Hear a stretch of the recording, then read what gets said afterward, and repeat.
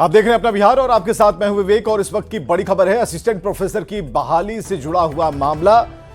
24 मई से इंटरव्यू की प्रक्रिया शुरू हो जाएगी। बिहार राज्य विश्वविद्यालय सेवा आयोग ने इसकी तैयारी शुरू कर दी। 24 मई से इंटरव्यू शुरू होगा। हाईकोर्ट से हरी झंडी मिलते ही प्रक्रिया शुरू होगी और 2020 में ही इसकी बहाली निकली थी। आरक्षण रोस्टर को लेकर हाईकोर्ट ने रोक लगा रखी थी। 4108 असिस्टेंट प्रोफेसर बहाल होंगे। लगभग 12,000 कैंडिडेट को किया गया है आमंत्रित। तो आयोग के चेयरमैन प्रोफेसर गिरीश कुमार चौधरी ने इस बात की जानकारी देते हुए कहा कि 24 मई से दिसंबर 2024 तक बहाली प्रक्रिया को पूरा करने का लक्ष्य रखा गया है। प्रोफेसर गिरीश कुमार चौधरी से बात की न्यूज 18 संवाददाता रजनीश कुमार ने।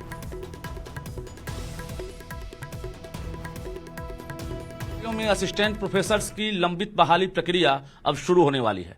हाईकोर्ट से हरी झंडी मिलने के बाद बिहार राज्य विश्वविद्यालय सेवा आयोग ने अब साक्षात्कार की तैयारी शुरू कर दी है। देखिए, इसके लिए हम लोग तैयारी स्क्रीनिंग और स्क्रूटनी है, 2-3 स्टेज में है। पहला जो भी एप्लीकेंट है उसका स्क्रीनिंग करते हैं, जो उनका एकेडमिक्स का, और फिर स्क्रूटनी करते हैं उनका रिसर्च एक्सपीरियंस का, पेपर का, अवार्ड अगर कुछ है तो टोटल 100 मार्क्स का ये स्क्रूटनी और स्क्रीनिंग होता है जी। और तीसरा आता है फिर इंटरव्यू। तो स्क्रूटनी और स्क्रीनिंग का काम तो हम जब से ज्वाइन किए हैं बहुत फास्ट करा रहे थे। हम कोशिश कर रहे थे कि जैसे भी हमको कोर्ट से फ्रीडम मिलेगा तो हम बहुत जल्द सत्कार शुरू करेंगे। और इस एक फ़ायदा हमको ये हुआ पहले काम करने से कि सारी तैयारी हम कर चुके हैं। और हम परसों यानी कि 24 मई से हम इंटरव्यू शुरू कर रहे हैं। सबसे पहले बचे हुए फिलोसफी के कैंडिडेट का जी, फिर 28 को साइकोलॉजी के कैंडिडेट का, उसके बाद उसी सीक्वेंस में मेरा उर्दू है, बांग्ला है और मैथमेटिक्स करेंगे जी। उसके बाद केमिस्ट्री, इकोनॉमिक्स। सारा इसका हम स्ट्रक्चर बना लिए हैं कि 24 मई 24 से लेकर के दिसंबर 24 तक जितने भी हमारे वैकेंसी हैं सारे वैकेंसी को हमको कंप्लीट। मतलब ये जो साक्षात्कार की प्रक्रिया है ये कब तक पूरी की जाएगी? दिसंबर तक। मैंने बोला कि दिसंबर तक पूरा स्ट्रक्चर बना लें कि हर हालत में हमको दिसंबर तक प्रक्रिया पूरी करके हमको असिस्टेंट प्रोफेसर को यूनिवर्सिटी में भेज देना है। बिल्कुल, बहुत बहुत धन्यवाद। तो विश्वविद्यालयों के अब दिन बहुरने वाले हैं, क्योंकि राज्य के 13 विश्वविद्यालयों के लिए वैकेंसी निकली थी, लेकिन किसी कारणवश कोर्ट ने रोक लगा दी थी, जिसके बाद जो 500 से अधिक पद हैं वैसे में कैंडिडेट की बहाली तो हो गई, लेकिन 4108 जो पद हैं उसके लिए कैंडिडेट बहाल नहीं हो सके थे। अब 24 मई से साक्षात्कार की प्रक्रिया शुरू हो रही है और विश्वविद्यालय सेवा आयोग के चेयरमैन ने खुद कहा है कि फेज वाइज यानी बारी बारी से जून से ही जो साक्षात्कार में सफल अभ्यर्थी हैं उनकी जो एक तरह से नियुक्ति है उसकी प्रक्रिया शुरू हो जाएगी। यानी दिसंबर तक इनका टारगेट है कि विश्वविद्यालयों में जो खाली पद हैं, खासकर 4108 जो बहाल हो रहे हैं, उनकी नियुक्ति हर हाल में पूरी कर ली जाएगी। कैमरामैन अमित के साथ रजनीश कुमार, न्यूज 18 पटना।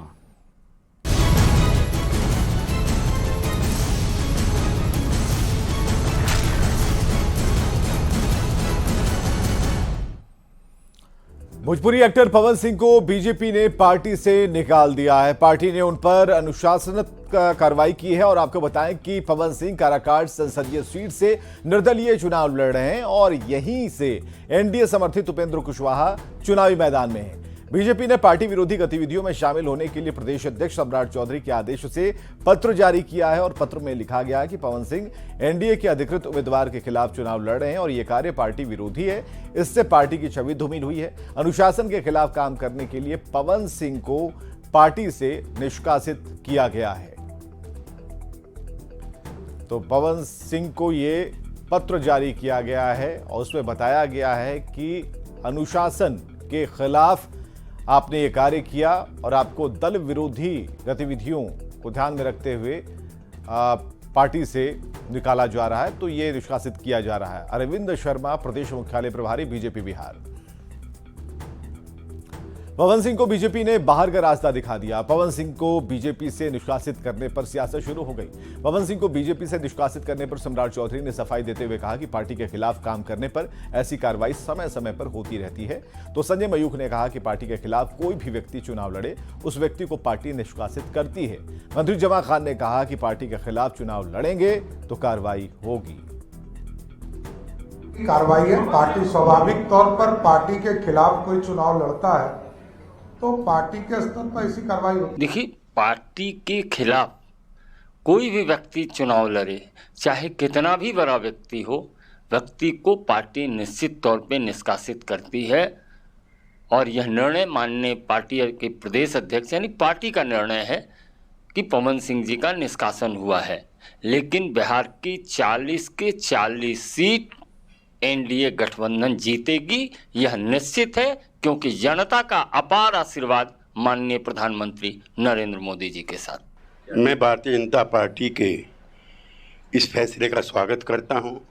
भारतीय जनता पार्टी यूं भी अनुशासन के मामले में सक्रिय रहती है और गठबंधन के लिए जो प्रतिबद्धता है वो मजबूत है।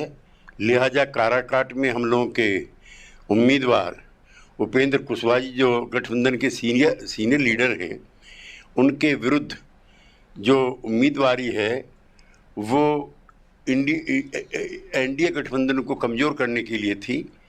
काराकाट तो है ही है, तो पार्टी की गतिविधियाँ सही नहीं रहेगी तो यही नहीं होगा। किसी भी पार्टी में होता ही है। जब पार्टी चुनाव लड़ा रही है, एनडीए चुनाव लड़ रही है और एनडीए के खिलाफ आप चुनाव लड़ेंगे तो निश्चित तौर पर आप समझ रहे पार्टी को काम नहीं कर रहे हैं।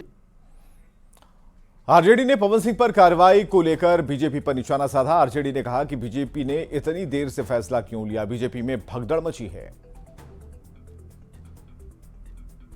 बीजेपी किसको निकालेगी, किसको रखेगी, ये तो बीजेपी का अंदरूनी मामला है।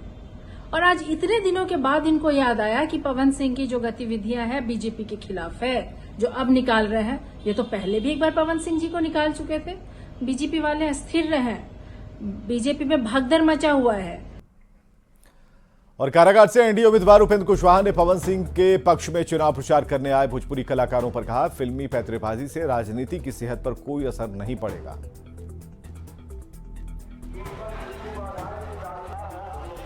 फिल्म स्टार की क्या जरूरत है भाई? वोट यहाँ जनता की भी, जनता की सेवा के मामले में यहाँ सिनेमा दिखाना है कि फिल्म स्टार आएगा। छपरा में भड़की चुनावी हिंसा और फायरिंग में एक व्यक्ति की मौत के बाद हालात तनावपूर्ण हैं। किसी भी तरह की अफवाह नहीं फैले, इसके लिए 2 दिन तक इंटरनेट सेवा बंद है। एसपी ने नगर थाना अध्यक्ष को लाइन हाजिर किया है और हिंसा के बाद से पूरा इलाका पुलिस छावनी में बदल गया है। सैप की 3 टुकड़ी छपरा पहुंच गई है। चुनावी हिंसा के बाद बिहार की सियासत सुलग रही है।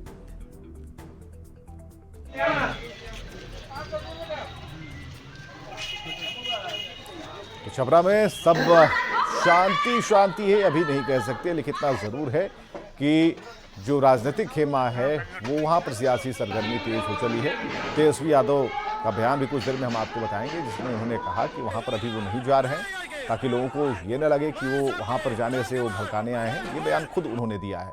और ऐसे में छपरा हिंसा जिसमें 2 लोगों की गिरफ्तारी हुई है, हथियार भी बरामद किए गए हैं। हथियार के बारे में भी कुछ सूचना है और ये वो तस्वीरें जो सामने आई हैं वो दिखा रहे हैं। सम्राट चौधरी ने छपरा गोलीकांड पर बड़ा बयान दिया। सम्राट चौधरी ने आरोप लगाया कि रोहिणी आचार्य बूथ पर लोगों को भड़का रही थी। रोहिणी के साथ चल रहे सुरक्षा बल भी सम्राट ने उस पर सवाल खड़े करते हुए कहा कि लालू और राबड़ी देवी के अंगरक्षक रोहिणी के साथ चल रहे थे और इस बात की जांच चल रही है और जांच के बाद कार्रवाई होगी। वहीं सम्राट के अंगरक्षक वाले बयान पर तेजस्वी यादव ने पलटवार किया। हम लोगों ने जांच के लिए कहा है कि यदि कोई पुलिस वाला, यदि वो लालू जी का अंगरक्षक हो, राबड़ी देवी जी का अंगरक्षक हो, इसकी जांच होनी चाहिए कि पाटलिपुत्रा में भी लालू जी के अंगरक्षक और राबड़ी देवी के अंगरक्षक मीसा भारती के साथ घूम रहे। ये सारे चीजों की जांच की प्रक्रिया शुरू कर दी गई है और जांच करने के बाद तुरंत कार्रवाई किया जाएगा। सिर्फ उसी बूथ पर, जिस बूथ पर रोहिणी आचार्य गई और वहां पर 2 बार गई और बूथ को डिस्टर्ब किया, लोगों को भड़काने का काम किया, लोगों के साथ तू मैं करने का काम रोहिणी आचार्य ने किया, तो इस पर कार्रवाई होगी। जांच की प्रक्रिया चल रही है। डीएम सबसे बात हुई। सम्राट चौधरी ने सवाल खड़ा किया है कि रोहिणी के साथ राबड़ी जी का बॉडीगार्ड कैसे था, जबकि अशोक चौधरी का बॉडीगार्ड उनकी बेटी के साथ। अरे यार सब मुद्दा फालतू का बेकार का बात, ये लोग को हवे में बात करता है। कैसे था ये सब कोई मतलब है क्या? 3 हर कैंडिडेट को 3 बॉडीगार्ड मिलता नहीं पता है, उनको पता है कि मेरा बॉडीगार्ड का चेहरा क्या है। तेजस्वी यादव ने छपरा गोलीकांड की उच्च स्तरीय जांच की मांग की है। तेजस्वी ने दोषियों के खिलाफ स्पीडी ट्रायल चलाकर कड़ी से कड़ी कार्रवाई करने की मांग की। तेजस्वी ने कहा कि आरजेडी का एक डेलीगेशन छपरा गया है, जहां वो पीड़ित परिवार से मिलेगा और आर्थिक मदद भी करेगा। तेजस्वी ने कहा कि उन्होंने और लालू प्रसाद ने गृह सचिव से लेकर आला अधिकारियों से बात की है। भी माहौल वैसा नहीं है। हमारे जाने के बाद जो है कई तरह की बातें उठेंगी, लोग बोलेंगे कि भड़काने आ रहे हैं, ये करने आ रहे हैं। इसलिए परिवार के लोगों से कल भी हमारे पिता लालू जी की सब लोगों से बात हुई है। सुबह से हम लोग संपर्क में हैं और पार्टी का एक डेलीगेशन जो है छपरा पहुंच चुका है और जो आर्थिक मदद होगी वो किया जाएगा। और प्रशासन को हम लोग जो है पूरा सपोर्ट कर रहे हैं और हम लोग चाहते हैं कि जो कुख्यात अपराधी है जल्द से जल्द पकड़ा जाए, जल्द से जल्द उसका स्पीडी ट्रायल होकर के उसको कड़ी से कड़ी सजा मिलनी चाहिए। आप और लालू जी ने छपरा डीएमएसपी से बात भी किया है? होम सेक्रेटरी से लेकर के एसपी डीएम सबसे बात हुई है। तो छपरा गोलीकांड की हाई लेवल जांच की मांग पर सियासत गर्म है। तेजस्वी यादव के बयान पर बीजेपी और जेडीयू ने तंज कसा और बीजेपी और जेडीयू ने कहा कि स्पीडी ट्रायल तो एनडीए की सरकार में शुरू हुआ, आरजेडी के राज में तो स्पीडी अपहरण, स्पीडी हत्याएं और स्पीडी बूथ कैप्चरिंग होती थी। देश के लोकतंत्र में लाठी और गोली की कोई जगह नहीं है, लेकिन जिस प्रकार से एक आरजेडी कार्यकर्ता की हत्या भारतीय जनता पार्टी के गुंडों द्वारा सारण में किया गया, वो बेहद ही निंदनीय है। और मैं जिला प्रशासन से यह मांग करता हूं कि यह सुनिश्चित किया जाए कि दोषी व्यक्ति के खिलाफ सख्त से सख्त कार्रवाई हो और स्पीडी ट्रायल के तहत उसे सजा प्रदान की जाए। तेजस्वी जी, ये स्पीडी ट्रायल तो भारतीय जनता पार्टी और एनडीए की शुरू की हुई प्रक्रिया है। राष्ट्रीय जनता दल और आपके राज में तो स्पीडी हत्याएं होती थी, स्पीडी अपहरण होते थे, स्पीडी बूथ कैप्चरिंग होती थी। ये स्पीडी ट्रायल तो हमने शुरू किया। चलिए देर से ही सही, पर कम से कम आपको हमारी व्यवस्था में विश्वास तो हुआ। छपरा में हुई घटना की चिंता तेजस्वी जी आप मत कीजिए। बिहार में सुशासन की सरकार है, निश्चित तौर पे जो भी इसमें दोषी होंगे उस पर कार्रवाई होगी। और जिस स्पीडी ट्रायल की आप बात कर रहे हैं, चलिए आपने माना तो सही कि नीतीश कुमार जी के शासनकाल में स्पीडी ट्रायल हो सकता है, नहीं तो जंगल राज में तो स्पीडी मर्डर हुआ करता था, स्पीडी अपहरण हुआ करता था। छपरा गोलीकांड पर सम्राट चौधरी ने बड़ा बयान दिया। सम्राट चौधरी ने छपरा में आरजेडी पर तांडव करवाने का आरोप लगाया। डिप्टी सीएम ने कहा कि एक एक बूथ को बार बार डिस्टर्ब किया गया और जनता को उकसाया गया। सम्राट जी का पूरा परिवार भ्रष्टाचार में लिप्त होता है, उनको दूसरा कोई चीज नहीं दिखाई देती। भ्रष्टाचार ही लालू प्रसाद जी का गहना है और जिस तरह का तांडव छपरा में इन लोगों ने करवाया है, एक ही बूथ को बार बार डिस्टर्ब करना और जनता को उस्काना, और इतने अंगरक्षक कैसे मिल गए, किस आधार पर? लालू प्रसाद जी के अंगरक्षक का दुरुपयोग किया जा रहा है, राबड़ी देवी जी के अंगरक्षक का दुरुपयोग किया जा रहा है। इसलिए इस पूरे मामले की जांच की कार्रवाई। छपरा हिंसा को लेकर पाटलिपुत्र से आरजेडी उम्मीदवार मीसा भारती ने बीजेपी पर हमला बोला है और साथ ही सरकार से कार्रवाई की मांग की है। आपको तो परिभाषा आज समझ में आ गई होगी सारण में, कि किस तरह से सारण में पुलिस प्रशासन के द्वारा और उनके भाजपा के नेताओं के द्वारा जो की गई 3 लोगों की वहाँ मृत्यु हो गई है। उस परिवार के दुख की घड़ी में हम राष्ट्रीय जनता दल परिवार उनके साथ खड़ा है और उनके परिवार के साथ खड़ा है और हम लोग देख रहे हैं आगे जो लोग दोषी हैं उन पर कार्रवाई होनी चाहिए। और छपरा चुनावी हिंसा कांड के पीड़ितों को आरजेडी ने मुआवजा दिया है। मृतक चंदन के परिवार वालों को पार्टी ने 10 लाख रुपए और घायलों को 2-2 लाख रुपए का चेक दिया। पूर्व मंत्री जितेंद्र राय के आवास पर मृतक के आश्रितों को मुआवजे का चेक सौंपा गया। मृतक चंदन के पिता नागेंद्र राय ने घटना में शामिल आरोपियों को फांसी की सजा की मांग की। स्वरूप जो पीड़ित परिवार है उसको 10 लाख रुपए, जो घायल परिवार है उनको 2-2 लाख रुपया पार्टी मद से देने का काम किया गया है और ये एक मात्र उनको सहयोग है, ये कोई उनका मुआवजा नहीं है, बल्कि पूर्ण रूप से पार्टी का एक सहयोग है। हमारा लड़का को गोली लगा हुआ है, हमारा लड़का फ्रंट पर गुजर गया।